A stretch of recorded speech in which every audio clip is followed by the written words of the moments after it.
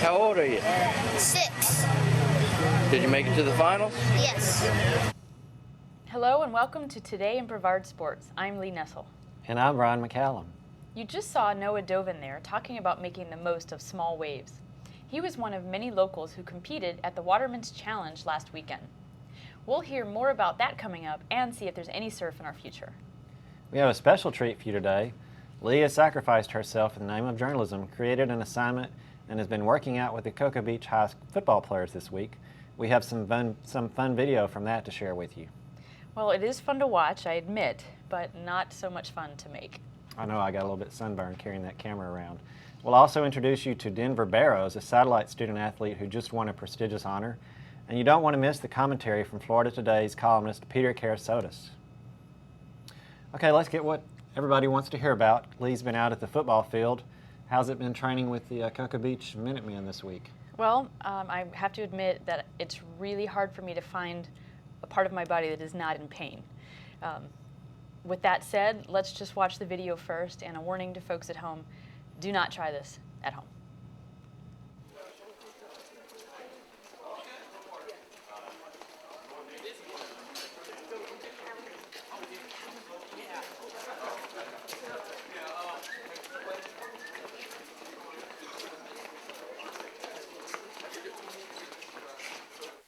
Lee with Florida Today is going to be working with us. She is a player this week. She is going to go through everything that we go through with the exception of the throwing and catching at the end of the day. She has a tremendous background in the conditioning and strength and all that stuff. I promise you she'll be able to keep up with a lot of you guys. So. Oh, wow. Step on out there. Chest up. Backward, backward, backward. Keep your chest up. Stay off the line. Tie your shoes up, guys. We can slop it. Come on. Stay behind this line. Right here. Come on, Jedi. All the way down. Chest up. Should feel it on the top of the quad. Stay up. Flat. Heels flat, heels flat, heels flat. One more rep, back and forth, work with it, work with it, work with it. Whoa. Okay, we just jogged for warm-up and did some drills and stretches, and this is definitely not a glamorous assignment. No makeup and no special lights or anything like that, but this is the kind of assignment I love the most. Sweating, getting in there, working hard. So we're going to go about 30 minutes in the weight room and then go out on the field and do more. We're just getting started. Okay. I guess I'll have to come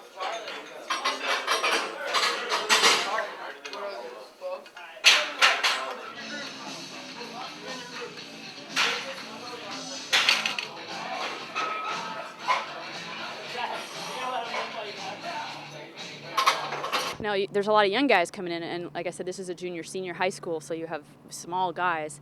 Are you guys all kind of acting as mentors for them?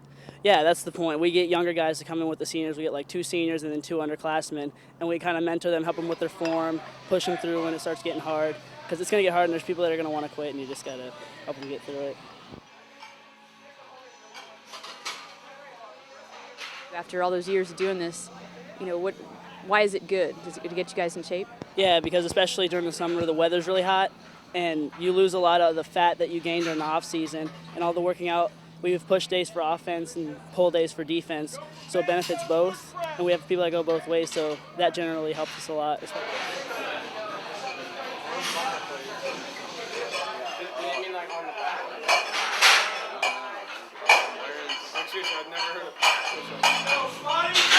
How's it looking?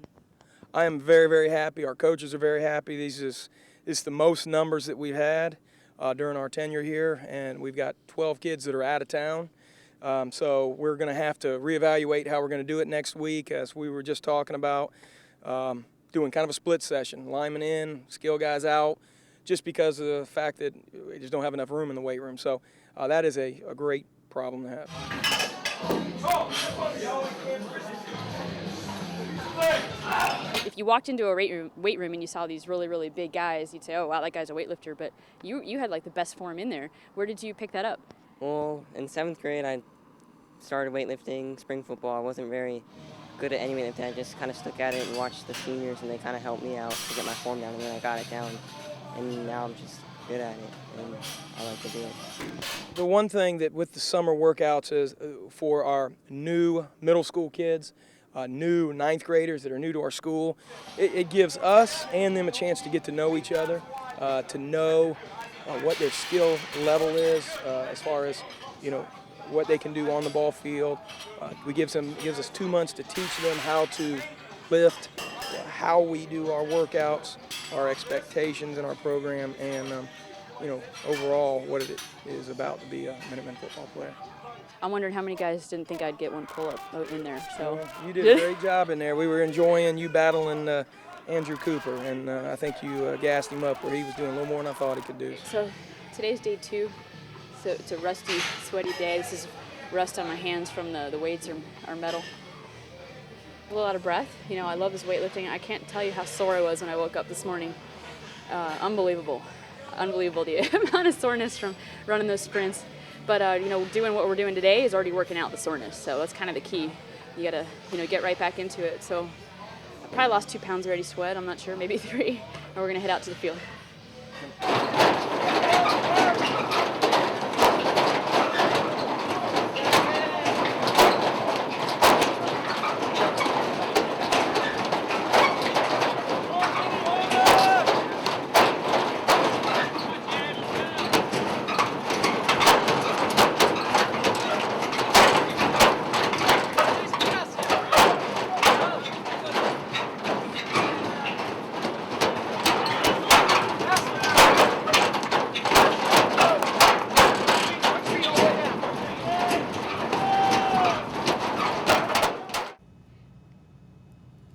Is it over? It's over. You can look now. Okay. Well, I was just reliving the pain. A great big thank you to Coach Piccolo and his players for opening their training to me. I had an absolute blast, and I think I really earned their respect. At least I hope so. I honestly gave it everything I had there with the drills, the running, and in the weight room. Now, I wanted to ask, you said you wanted to do this for 3 years. Was it harder than you expected? Was it about what you expected? How was it for you? This was definitely harder than I expected. I went into this in great shape. I work out on a regular basis, very rigorously. I think I would have been in the ER if I went in any less prepared, to be honest with you. But the sprinting and the bleacher running, those kinds of things, I'm not used to doing. So I have all sorts of muscle groups that are in pain because I'm not used to using them. In fact, you said you might change your workout regimen a little bit. You're going to adapt some of that sprinting? Well, I really kind of liked the sprinting. I felt like that was almost a useful skill in everyday life. If there's danger you need to get away from, or something's happening and you need to go chase a little kid across the street or get some help, it helps to be a fast sprinter. And how'd you take to the kids? How'd they take to you? Well, I think the first day they probably didn't know what to make of me being out there, but I very quickly showed them that I could lift weights and I could run. I heard some little comments behind the scenes that, hey, she smoked you, and I tried to hang in there. And then pull-ups, I think there's nothing that earns somebody respect more than be able to hang in there and do a couple sets of pull-ups. And anybody who missed it can go back online and read about it? Absolutely. I've been updating this in my blog all week. You can check out, it's at floridatoday.com/fitnessblog. There's all kinds of photos and cute little stories and whatnot. I even think I got a nickname from this thing. Oh, what's that? Helga. Okay. Not quite That's sure. interesting. It's unconfirmed. I heard that, and I take it as a sign of ultimate respect because usually on any team, when you're given a nickname, that's the ultimate form of acceptance. Good. So thank you, Cocoa Beach. I had a great time out there. Those of you who used to watch our prep focus videos, you may remember back in October, we did a preseason look at the swimming season that was coming up, and we went out to Satellite High and we talked to Denver Barrows and his sister Kaylee. She told us a little bit about the way they are. She said she was more apt to go to a party, he was more apt to stay home and study. Well, now we have a little story that tells you what that leads to. Denver just won quite a prestigious award.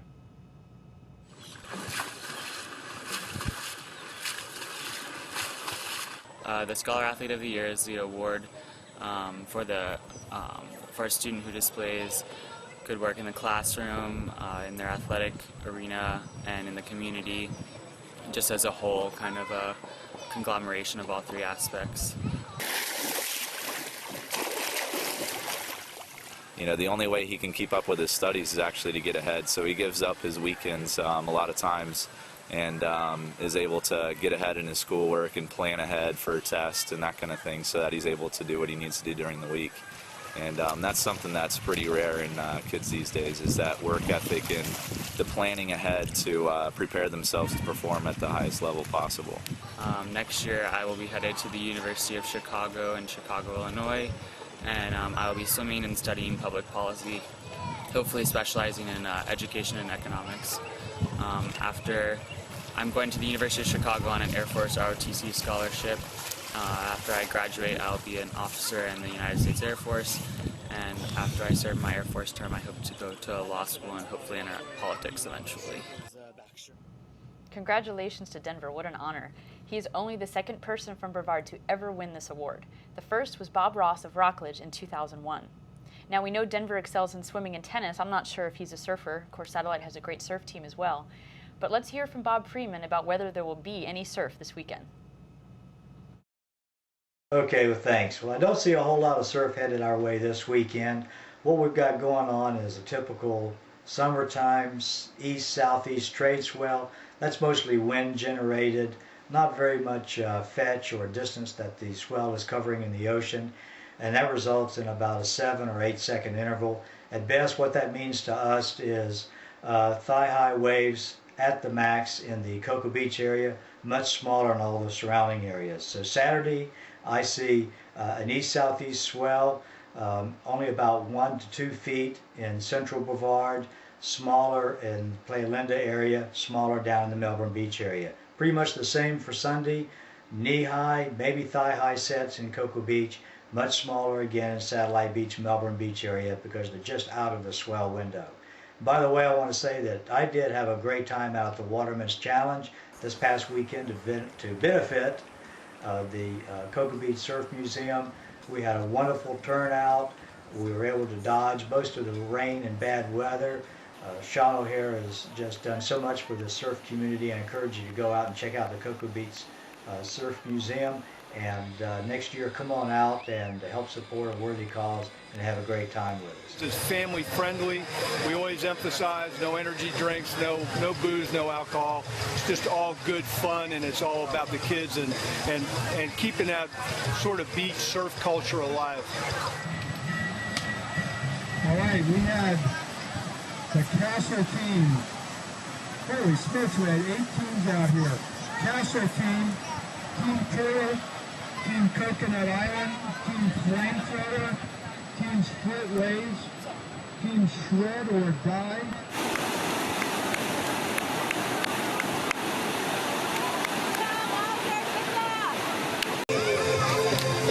What time is Mini Moon's battle up? That's this guy right here. What time is Mini Moon? About 30 minutes. Doesn't sound good.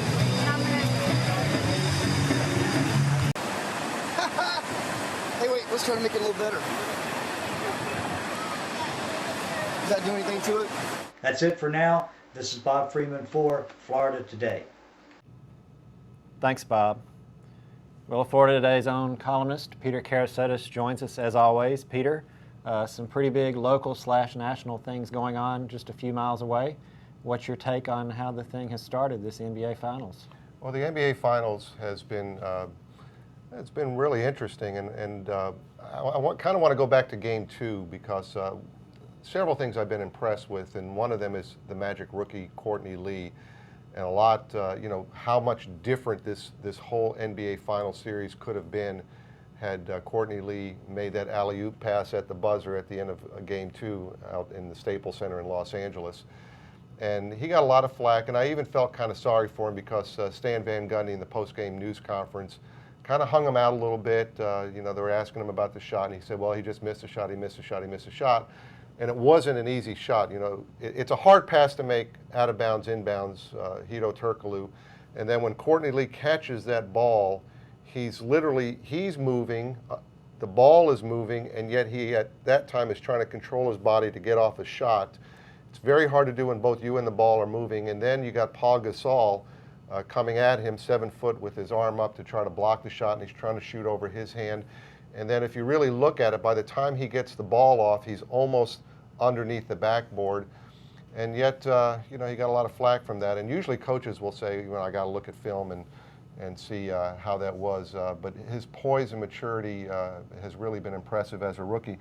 The other thing is, you know, when you talk about a veteran now, you know, in the Eastern Conference Final, I was kind of starting to wonder if LeBron James had passed Kobe Bryant in my book as far as, you know, who the best player in the NBA is. And Kobe is just, he's unbelievable. And what I like about Kobe, every time I've been around Kobe or been in a pregame locker room, he's a guy that's 3 feet away from a TV screen still watching film while the other guys are on their iPods and, you know, playing video games or doing whatever. I mean, he is the most dedicated athlete, hardest working, and he's got all the tools as well. They asked Phil Jackson after Game 3 about how he gets in his teammates' faces. I loved his answer. He says if they can't stand up to that, they can't play on this team. You have to be able to stand up to that and play through it. That's the expectations we have. So been very impressed with the NBA Finals. Wish that Game 2 had gone differently, and we'll see how the rest of the series plays out. Now, there's a big guy who has worn both of these uniforms, but not for a while, that has interested you lately. What's your take on him? Well, that would be Shaquille O'Neal. And what I find interesting about Shaquille O'Neal now is he must be very agitated trying to figure out who he's going to root against. He is a bit of a big baby. I've never, you know, he's got tremendous talent. I think Shaquille's career is going to be remembered as a guy that didn't get the most out of his talent, was lazy, malingered. And I hate the way that he always parts with teams and there's bad blood. You know, he doesn't like Phil Jackson anymore because he feels like he sided with Kobe. Obviously, we know that his relationship with Kobe is severed as much as they try to tell us differently. So, you know, that whole rap last year about, you know, Kobe, how does my rear end taste, and, you know, just all that kind of stuff. And then this year he called Dwight Howard an imposter and Stan Van Gundy a master of panic. So it must be killing Shaquille O'Neal to figure out who he wants to root against. And, you know, either way, he comes out the loser. Kobe wins a title without him, or the Magic finally move on and can forget about him once and for all time. Finally, another national/local story in that looks like there's somebody special we may get to see next spring. Big news out of the Major League Baseball draft this week. Yes, we have the Nationals, the Washington Nationals spring train here. And, you know, I think about our spring training teams through the years, except for when the Marlins loaded up their team with free agents and won the World Series and then, you know, dismantled it and then, you know, bolted on us. We've never really had a kind of sexy spring training team with a bunch of superstars and whatnot on them. The Nationals have been the worst team in baseball. Now they had the first overall pick in the Major League draft on Tuesday. And they drafted Steven Strasburg out of San Diego State. Throws a 103-mile-an-hour fastball. I've got some statistics here on him. A 1.32 ERA, went 13-1, 195 strikeouts in 109 innings. The big hang-up is that Scott Boras is his agent, and that's going to be a problem for the Nationals. But they've got to sign this guy.